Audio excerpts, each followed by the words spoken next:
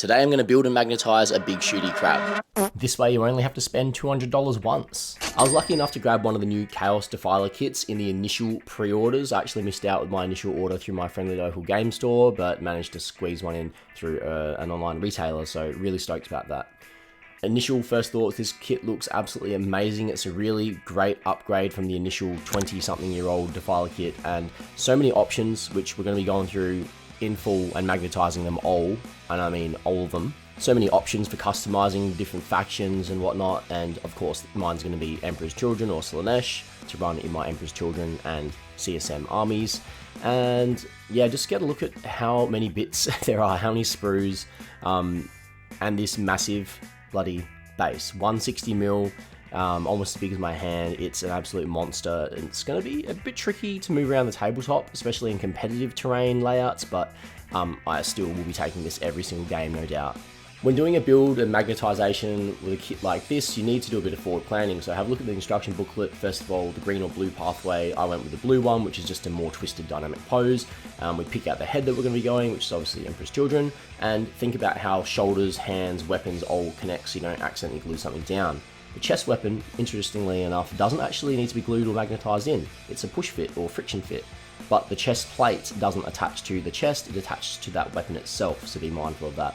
And as for the nipple guns, I didn't bother magnetizing these at all, I just glued them in because they're a bit awkward to do, but they sent my mind straight back to this old movie. Ready, boots? Start walking. But no doubt, the hardest part of this build was magnetizing the weapons. It's because there's only one weapon body for all of the different weapon options per arm, except for the flail, which is separate.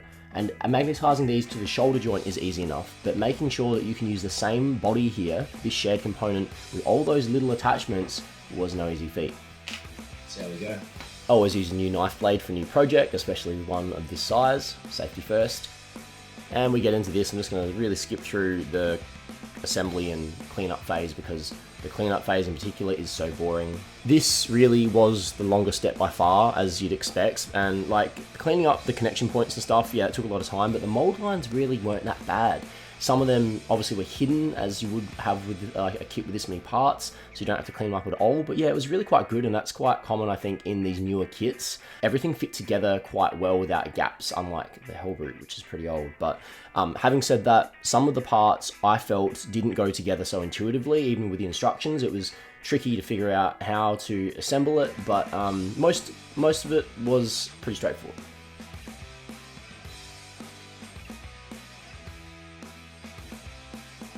Hey mate, just quickly, I've started a free Discord server and I'd really love for you to join. The link's in the description and also in my bio. I know a lot of you guys are from America and the UK, so it'll be really great to get to know each other a little bit better and maybe even do some like live hobby hangouts so we can actually see each other face to face, as well as both of us sharing work in progresses, giving you more regular updates on things that I'm working on, behind the scenes sort of content, just general chatting shit and all that sort of stuff. And something that could be really cool is to give you guys a say in the direction of future content as well.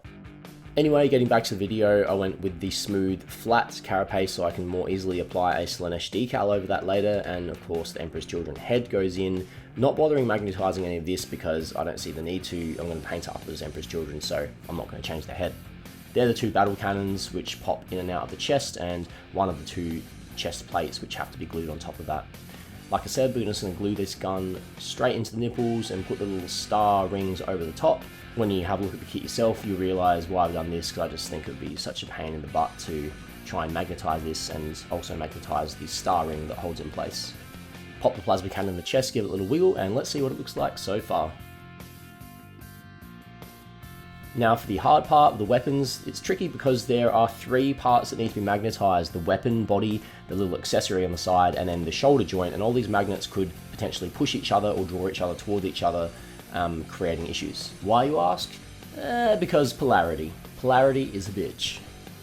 Anyway, at this point I was just hoping for the best. While I was still trying to visualize the finished product and any problems I might encounter, I decided to start magnetizing the shoulder joints.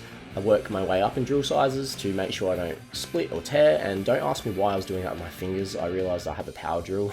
We make a bit of green stuff and shove it in the hole so the magnet doesn't fall all the way through, and we slot a 5x2mm N52 magnet in there so it's nice and strong. This time I do it the smart way with a 5mm drill bit. And then we need to completely fill this hollow inside with green stuff, so that way we can still push magnets into them as well.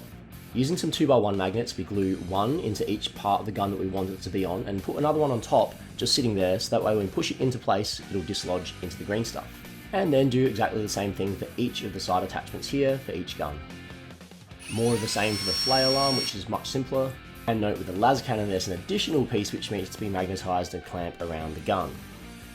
Now, I definitely recommend gluing down the parts of the terrain first, obviously making sure that they line up with the parts of the claw they're meant to, and not gluing the terrain to the feet first, which I did, and then I had to rip them off and ruin, but you won't notice it. But after a few mishaps, plenty of pulling my hair out, that ordeal is done, and we're pretty much finished. So you can see every weapon is fully magnetized, and that way you don't have to compromise by having autocannon ammunition with your las cannon or flamer. Because if you're like me, those little details really do matter. I also decided that one magnet per weapon was enough, and it definitely wasn't because one of the big magnets inside was pulling the magnet through the green stuff before it set, completely ruining it. The weapon tubes and or fuel canisters can just be sort of push fitted in, they fit well and securely enough, that way you can still adjust the arm and obviously swap out each weapon. Note that the fuel canister for use with the Electro Scourge isn't being held in by a magnet, that's for just like storage purposes.